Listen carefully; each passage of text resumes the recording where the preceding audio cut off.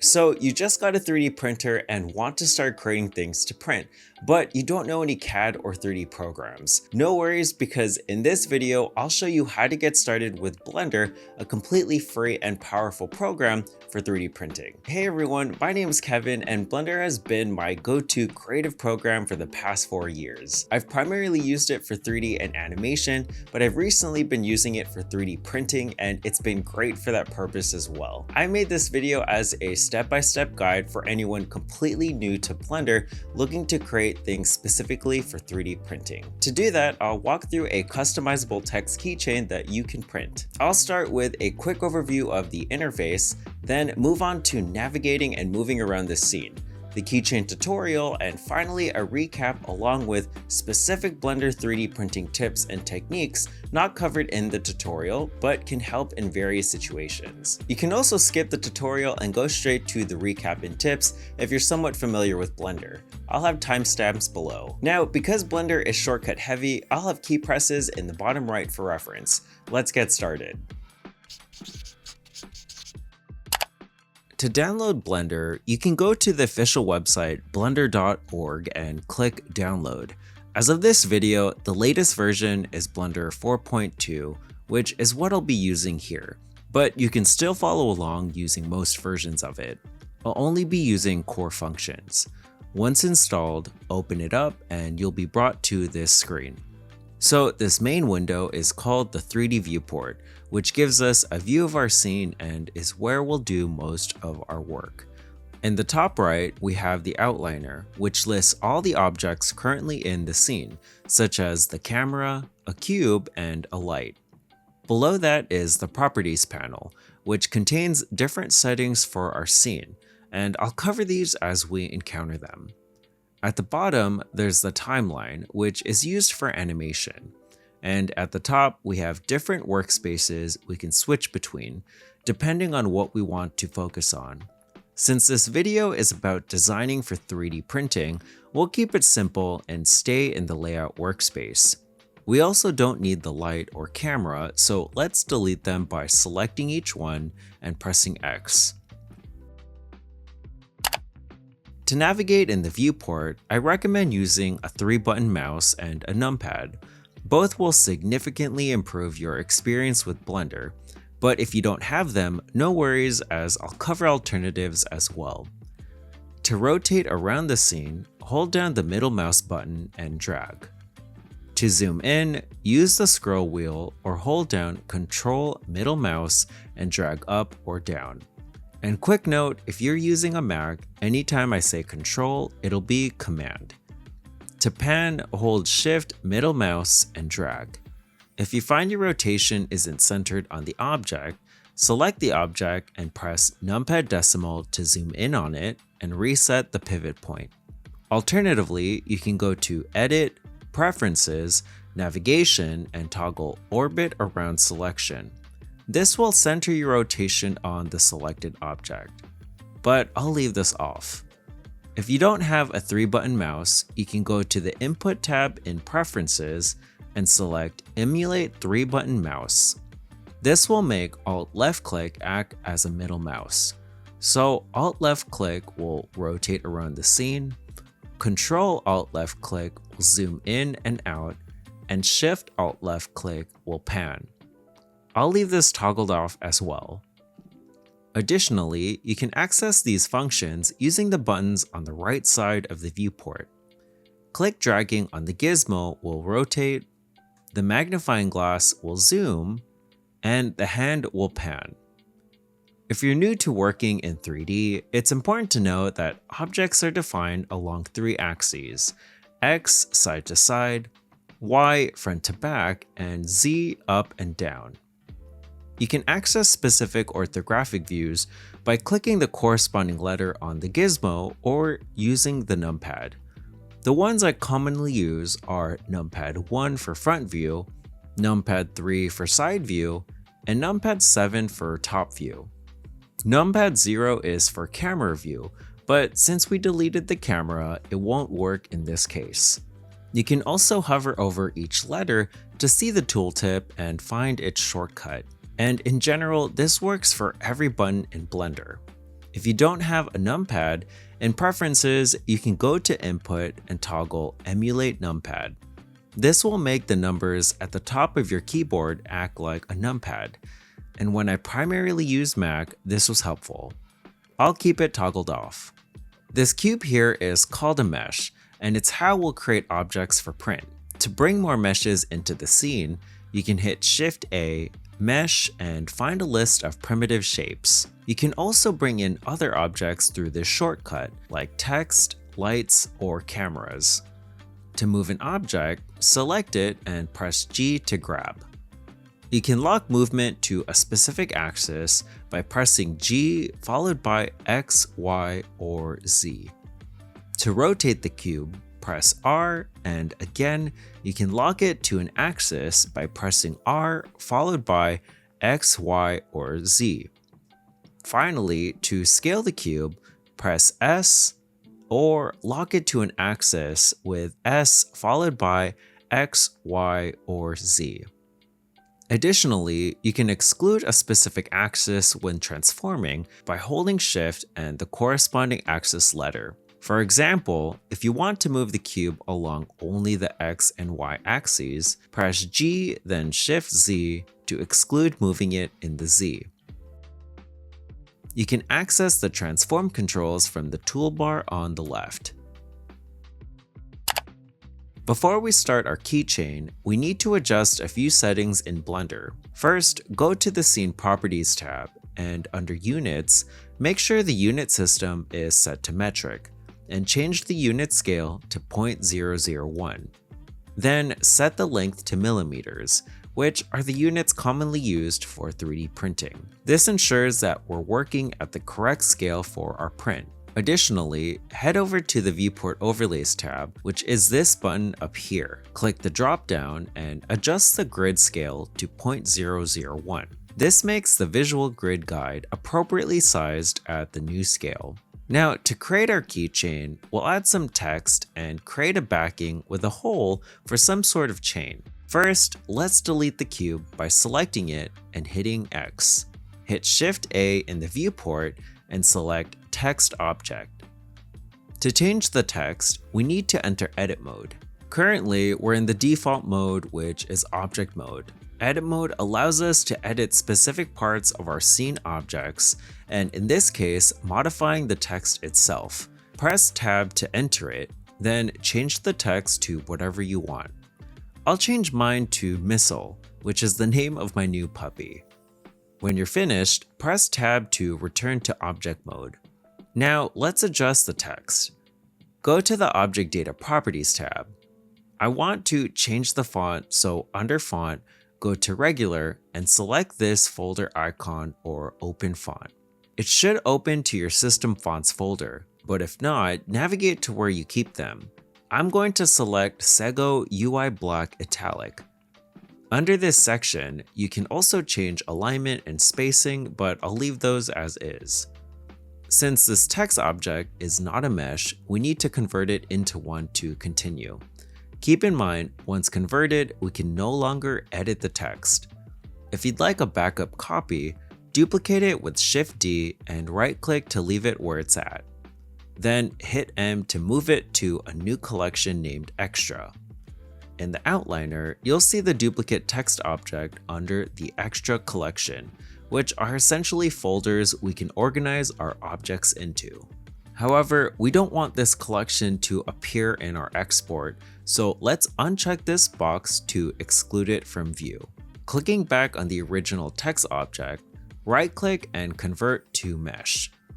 Now, I want to center this text object at the world origin, which is where the X and Y axes intersect. To do that, we're going to move the origin point of this converted text object to the center of it, and then move it to the world origin. So each object has this orange dot, which is its origin point, and this determines where transforms like scale and rotation are focused. To center it on the geometry, right-click and select Set Origin, Origin to Geometry. Now, to move it to the world origin, we'll use the 3D cursor, which is the red and white circle. The 3D cursor is useful for positioning objects, and we can move it by shift right-clicking anywhere in the viewport. Since I want to place it back at the world origin, hit Shift S to bring up the snap menu and select Cursor to World Origin. Then select your object, press Shift S again and choose Selection to Cursor. And now our object is centered at the world origin. Now I want to make this text large enough for our keychain. Let's expand the side menu with End, and in the Item tab under Dimensions, we can see it's about 2.8 millimeters in the X, which is very small. I want this to be about 95 millimeters, which translates to about 3.7 inches. Now, if you want to be exact with your measurements, you can input whatever units you're working with and Blender will automatically convert it into millimeters. So to scale this, hit S and drag to where it's about 95 millimeters in the X. You can also click drag on the X and Y boxes to make sure it scales in proportion. Now, this is completely flat and we don't have any thickness in the Z, so we'll need to extrude it. Tab into Edit mode, hit A to select all, and E to extrude upwards until it's about 2 millimeters under median. For 3D printing, you'll want to make sure your thickness is at least 1 to 2 millimeters for strength. When you're done, tab back into object mode, and if you want to adjust the Z value, you can just edit it in dimensions. I'll set it to 2. With our transforms complete, we'll need to apply them onto our object, and that means locking in changes to an object's location, rotation, and scale. This ensures the correct size and orientation for 3D printing. To do that, hit Ctrl A to bring up the Apply menu and select All Transforms, and you'll see the scale values reset to 1. Now, I want to create the backing for the text to sit on. Hit Shift A and bring in a mesh plane. Scale it to where it fits around your text. Again, you can scale with SX or SY as needed. For me, that'll be about 110 millimeters in the X and 26 millimeters in the Y. I'll move it along the X slightly to be centered with the text. Let's give this some thickness. We could extrude it like before, but another method is to use a modifier. Modifiers are tools that allow you to perform non-destructive edits to your objects. Before we do this, we need to apply transforms with Ctrl A so the modifiers appear accurately on the mesh. Once done, head over to the Modifiers tab and add a Solidify Modifier. This will allow us to add thickness and control it. Set the thickness to 2 millimeters and you'll see it affect the mesh. Now, this thickness isn't part of the actual geometry yet, it's just a visual. To make it permanent, click this dropdown and select Apply, or hover over it and press Ctrl A. Now, I want to extrude only a small portion of this backing on the left to create a hole for a chain to pass through. With the object selected, tab into Edit mode and hit Ctrl R around the sides to add a horizontal loop cut. Use the scroll wheel to adjust the number of cuts. I'll add 2 and then click twice to confirm. You can also adjust the number of cuts in the menu that appears once you confirm in the bottom left. So with that small portion created, let's extrude it. Now there are 3 ways we can select parts of a mesh, and that's through a vertex, which is a point, an edge, and a face. The selection controls are up here and they correspond to shortcut 1, 2, and 3 respectively. With face select the side face of that middle portion and in top view with numpad 7, extrude it with E to the left until you form a rough square shape. Now I want to bevel some of the edges so it's not so angular. Switch to edge select with 2 and while holding shift, select all the sharp vertical edges of the backing.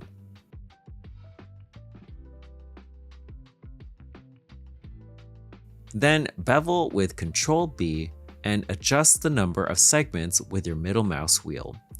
If you don't have one, you can just bevel as needed and then adjust the number of segments in the menu that appears in the bottom left after you confirm.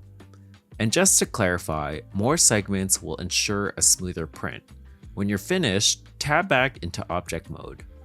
Almost done. I want to create a hole in this extruded portion. In top view, bring in a mesh cylinder. Set the dimensions to 5 to 6 millimeters all around, or however big your chain is. Then position it over the extruded portion. To create the hole, we'll use another modifier. Select the backing mesh and add a Boolean modifier.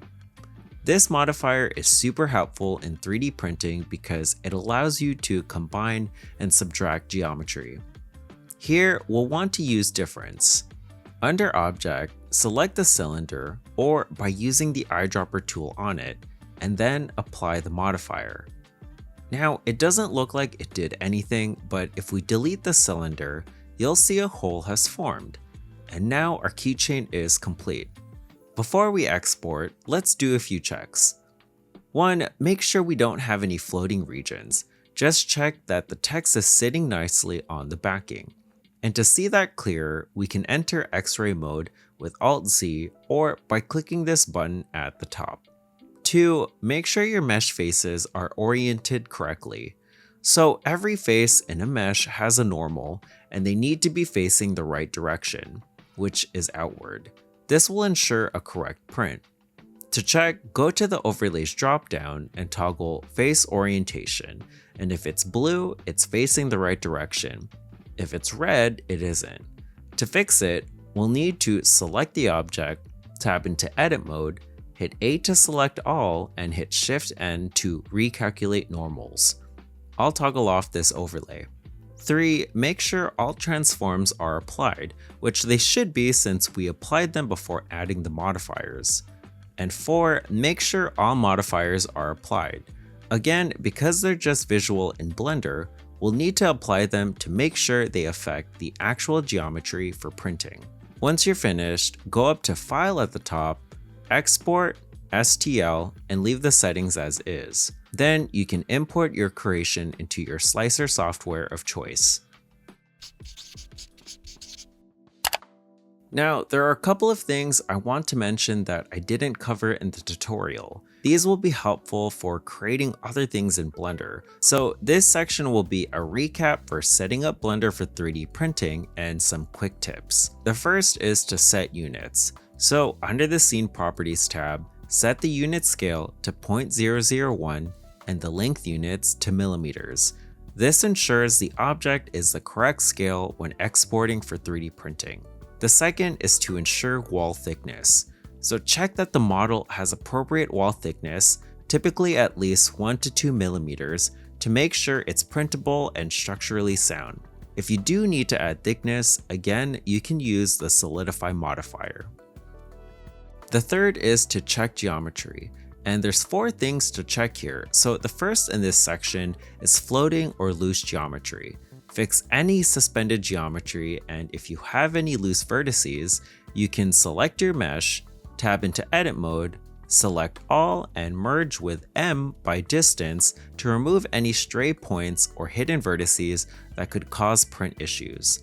The next is to check for intersecting geometry and use the Boolean modifier if needed to fix it. So here I have 2 Suzanne meshes overlapping. To combine them, I'll select the original and add a Boolean modifier set to union, and I'll eyedrop the duplicate.